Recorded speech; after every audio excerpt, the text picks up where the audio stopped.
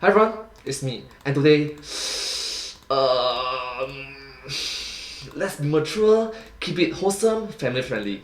Thank you all so much. The teen pregnancy and STD rates have both been falling since the mid-1960s. Sure, this could be due to things like women's empowerment, better health education for kids in schools, access to better medicine, and more supportive families with fewer reckless teenagers, or it could be what I like to think it is, a string of terrifying horror movies about babies and how teens doing it is a literal death sentence. Put those anatomic bananas away for this health class, Mr. Tompkins. Instead, just scare the pants off of all those 15-year-olds, or should I say scare the pants onto all those 15-year-olds with an in-class movie. Okay. Hello, Internet. Welcome to Film Theory. Hello, Internet. Welcome to Film Theory. Hello.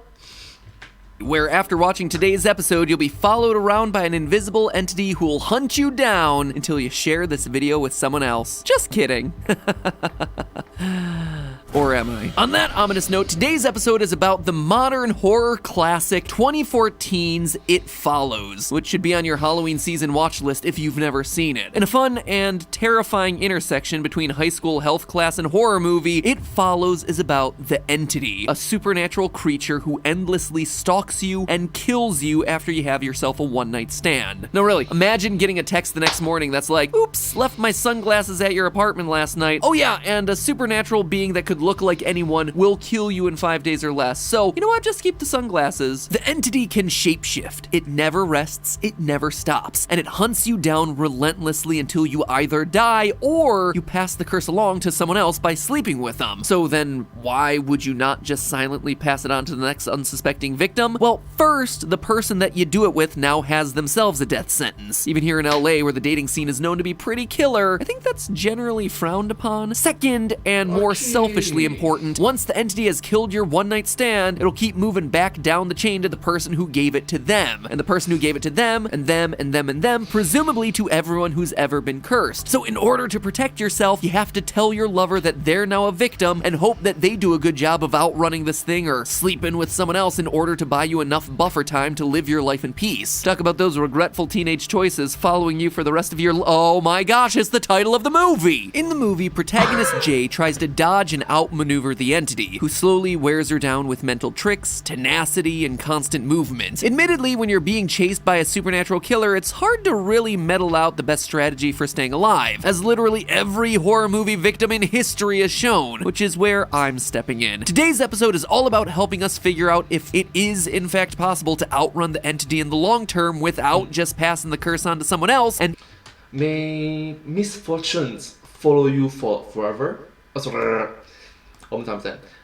May misfortunes follow you for a lifetime, but never catch up. if so, how do you do it? How do you outrun the physical manifestation of your relationship mistakes? Well, watch on, everyone. Your next Tinder date could depend on it. To defeat the Entity. Oh, fun fact, I've never used Tinder before. Like, generally thinking, like, why everybody is talking about fire, like, burning the firewood. Like, what is Tinder? Fire. It's literally like just ember, then slowly become fire, then campfire, yeah. You have to stay ahead of it. And to stay ahead of it, you need to know where it is and how fast it's going. It doesn't take any big brain activity to figure that one out. While smart and relentless, we know that the Entity has at least one sort of weakness. It's slow. Or, at the very least, slow enough that you can get ahead of it in something like a car. The tempting thing to do would be to throw some paint on it, Invisible Man style. Lock it in a box and hire old Elon Musk over there to strap it to his next SpaceX rocket. In fact, the internet is just crawling with these kinds of theories and solutions for how to constantly jet set, sleep with an astronaut, all kinds of crazy things. Unfortunately, very few of those solutions are even remotely realistic. A lot of them involve a lot of planning, not to mention a lot of money. So we need something that's a little bit more down to earth that your average 19-year-old horror movie protagonist could feasibly pull off. The lack of having endless money for infinite travel even rules out a few of the simple solutions, like having a house in California California and another one in Maine, and just bouncing back and forth between the two coasts. Even a really well-paying job with a flexible work life would barely make something like that feasible. And while we're talking about impractical solutions, I'm also gonna rule out the idea of passing it along to an animal Black Mirror style, which some have suggested as an option, because honestly, it's just not smart. Animals aren't doing it with enough other creatures. They're gonna be very easy for the entity to find and kill, but now there's really zero chance of you knowing when the line has come back to you. Now, as with so many things in life and on this channel, the most viable solution as I see it to defeating this supernatural entity is to use the ultimate weapon, math. Ooh, sends a chill down your spine. Can we use math? No, I disagree with you. I like math. Math is awesome.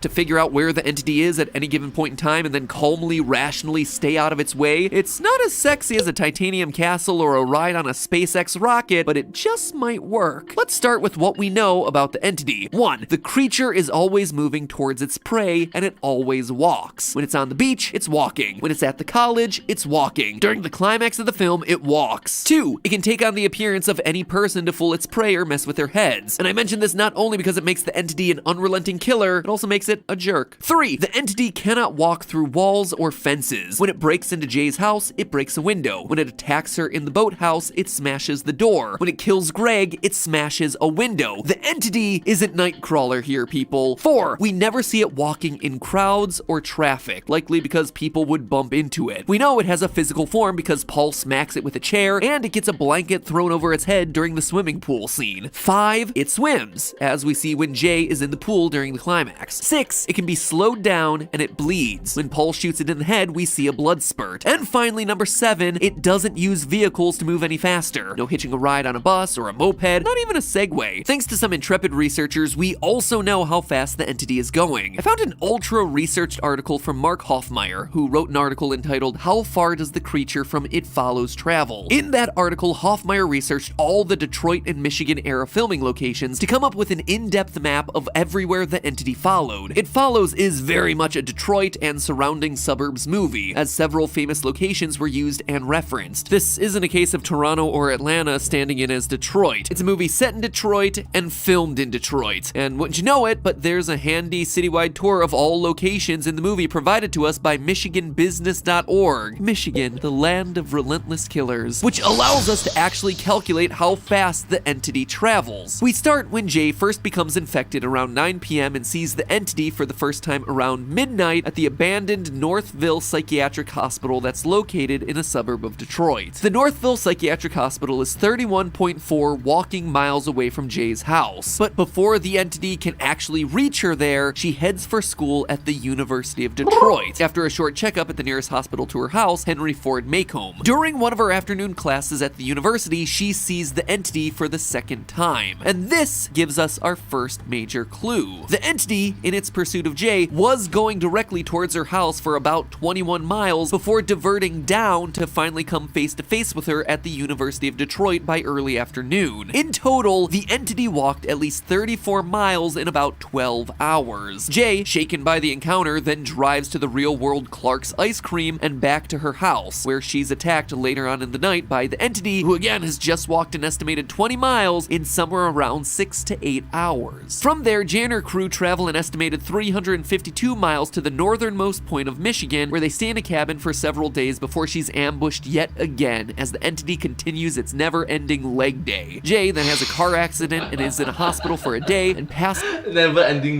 leg the day. curse onto her neighbor Greg, who is now in the hot seat. 3 days pass as the entity slowly marches back down the state to reach Jay's hometown of Sterling Heights. When it does finally get back, Jay and the crew attempt to electrocute it or shoot it in the swimming pool, and it's maybe successful, maybe not. And if the entity wasn't killed in the pool, I mean, it did survive a bullet in the neck earlier on in the movie, then the two will certainly have to live the rest of their lives constantly worrying about it. Now, based on the relative distance between locations, the movie timeline of 15 days, and when we see visual confirmation of the entity, we can calculate that it moves at about a mile every 20 minutes, roughly 3 miles per hour, or 4.8 kilometers an hour, which means that it's traveling. Thank you so much for using both miles and kph. Thank you. Traveling 72 miles every day, 116 kilometers, 504 miles every week, 811 kilometers, and 26,280 miles each and every year.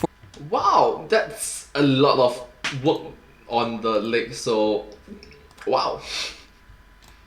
42,293 kilometers. Just to put that in perspective, the greatest distance between any two mainland points in the US is 2,892 miles, from Point Arena, California to West Quoddy Head, Maine. What we're saying here is that in the course of a single year, the entity would be able to travel across the country 10 times. Yeah, you're dealing with a walker who's more motivated than those 70-year-olds you see in the mall before the hour of 10 p.m. So with a pretty good foundation of data here, we now need to come up with a strategy for Jay to survive indefinitely. First, I'd respect the 72-mile-a-day estimate, but I'd also be sure to test it out. On a day that I'm feeling particularly brave, I'd wait for the entity to get somewhat close to me, then I'd drive 5 miles away in as straight a line as possible, and then I'd see how long it'd take to get to me again. Clocking it a few times like this would give me a really accurate average speed for this creature. After that, I'd want to develop a predictable, repeatable travel pattern so I can reliably know where it is all the time. It's like the highest stakes game of pickle in the middle ever. Realistically, because again, the point of this plan is that real people would be able to do this, the travel pattern needs to accommodate working for a living, eating, and sleeping. Now, Yes, and you must think about it from a rational point of view. Think of it as something that you need to do in order to survive, literally survive. But still, I just like it that how MAPAT include mathematics involved. now, Paul, Jay's boyfriend who's also cursed, works at Clark's Ice Cream, and will most likely need his job to pay his bills. The problem is, Clark's is only 13 miles away from Jay's home, which is a 4-hour and 20-minute walk for the entity. This wouldn't give him enough time to sleep or work a full shift, which means that he's gonna need a longer commute. How long are we talking? 36 miles actually, 58 kilometers. The creature can only walk 36 miles or 58 kilometers in a 12-hour span, meaning that even if Paul worked overtime, he could get out of his job in plenty of time before the entity caught up to him on any given workday. That said, he does want the entity to get pretty close to him by the end of the workday, otherwise he's just passing it midway to Clark's on the drive home. This would put the entity closer than a 12-hour walk from his house once he reroutes, meaning that he would have less than 12 hours at home to relax and sleep before doing it all over again. Theoretically, you could carry out this commuting back and forth plan essentially forever, with just a few caveats. You need to make sure that you always have an alternate route available to you if your main road's closed, making sure that you know the mileage of that alternate route. Every time you reach a destination, you need to reset the entity before starting back in the other direction, so making sure you know those travel times is absolutely critical. Next, there are no days off for this plan. If Jay or Paul isn't driving to their job exactly 36 miles away, well, they need to drive that distance somewhere else, and always make sure that they have some kind of backup car or transportation in the case of a breakdown. It's not going to be an exciting life, but it is going to be an alive life. And Yeah, it's gonna be a life. Literally get alive and not lose one. one where, if you've done your math right, you can spend your days not looking over your shoulder and your nights sleeping soundly. And in 2020, hey, that's doing a lot better than most of us, quite honestly. Once you've mastered the livable routine doing this, you can actually build in something like a Disney vacation. You know how long it would take for the entity to walk from Detroit to Orlando, 15 and a half days, which gotta say is a cushy 2-week hangout with Mickey, and can now time the entity's arrival to make sure that you're back on a plane just as the entity is strolling past Universal Studios. Any trip where you cross the ocean is going to be a lot trickier, since even if you clock the entity's swimming times like an extremely persistent Michael Phelps, you're never going to be able to take into account things like tides and the Gulf Stream or storms at sea, all things that are going to slow down or speed up boats and the entity as a swimmer. Honestly, your safest bet is to just stay on the same couple of continents, but once you have a grasp on its movements, it's all just a matter of managing the entity, rather than trying to run out your clock or pass it forward only to have it eventually revert back to you. The entity in this solution is no longer horrifying, now it's just horrifyingly routine. In a super ironic twist, in fact, our conclusion actually makes the entity a lot more like an STD than it was even at the beginning of this video. Like, keep it routine. Like, for example, I live by routine of, aka eating 3 meals per day, sleeping 6 to 8 hours per day, and being active lah. Yeah. So I need 3 meals per day. I can just have 1 meal per day for 3 months. I will starve. I will really starve. I would, or like I can't just sleep for 2 hours per day for like 3 months. I can't do that. I would not be alive. Yes, so keep it routine. This sort of routine things happens in life. There are a lot of STDs out there that started out like a horror show, even a death sentence. And maybe now the entity can join the list of annoying but manageable sexual oopsies. Living with sexually transmitted demonic curse can be a hassle. But then I talked to my doctor about Valtrex. Just one 36-mile commute a day helped reduce the number of my outbreaks. You too can manage your STDC, your sexually transmitted demon curse, not through elaborate Home Alone-style traps, not with dramatic fight scenes or garlic necklaces, but with math and a quality Honda Civic. Seriously, you're gonna want that one to be as reliable as heck. But hey, that's just a theory. A film theory. And congratulations! Today you gained a skill, thanks to a YouTube video. Okay, so this one might not have been the most actionable life skill, but the point is that you learned something online. Otherwise, we really wouldn't be here. If you'd like to learn something a little bit more practical in your everyday life, well then you should consider checking out our sponsor for today's episode, Skillshare. Skillshare is an online community of millions of people, kind of like the one that you're watching right now, where people take classes and connect over a shared passion, except instead of just being theories, these are real practical skills that could lead to everything from your next major hobby to your next major career move. Our team actually uses Skillshare all the time. Some people on the team take classes as beginners for something that they're really passionate about, like creative writing. And some are already pros, like our editors and graphical designers, but they still use Skillshare to brush up on skills or learn a new advanced technique. I agree with you. Even we have 95%, 95 out of 100 in the mastery. Alright, you can still aim for 96, 97, 98, 99. In a year when everyone feels kind of unanchored, taking a class gives you an achievable and super satisfying goal, and it gives you space to be creative this fall, even if you can't spend your time in a movie theater getting your pants scared off, or trick-or-treating with your family. The first 1,000 people to click the link in the description below will get themselves a free trial of a premium membership to Skillshare to find whatever creative outlet speaks to you today, right now. That'll practically take you all the way through Christmas. Finish out 2020 doing something just for you. You and your brain deserve the reward, so hurry up, click the link, get Skillshare Premium absolutely free. And just as an FYI, I'm doing it. I'm right there with you, and I'm getting in the spooky mood with their DIY Halloween design class. Yeah, that is an actual one that they have, and Halloween painting for kids. Honestly, because I have the painting ability of a 2nd grader, which I guess is still advanced than my 2-year-old, but not by too much, and I'd like to advance slightly faster than him. So anyway, click that link in the description below for that free trial of Skillshare Premium, and I'll see you all in the next video. Thank you all so much for watching this video together with me. I hope that you find this video very interesting and just it's interesting to watch. Quite unique, isn't it? Anyways, if you do like this video, please remember to like, share, and subscribe to my channel, and comment down below if you have any channel. Down below. Don't forget to follow my channel, and sincerely appreciate all of your support and encouragement for my work. Thank you all so much, and I hope to see you all in my next video. But hey, that's just a theory, a film theory, and cut!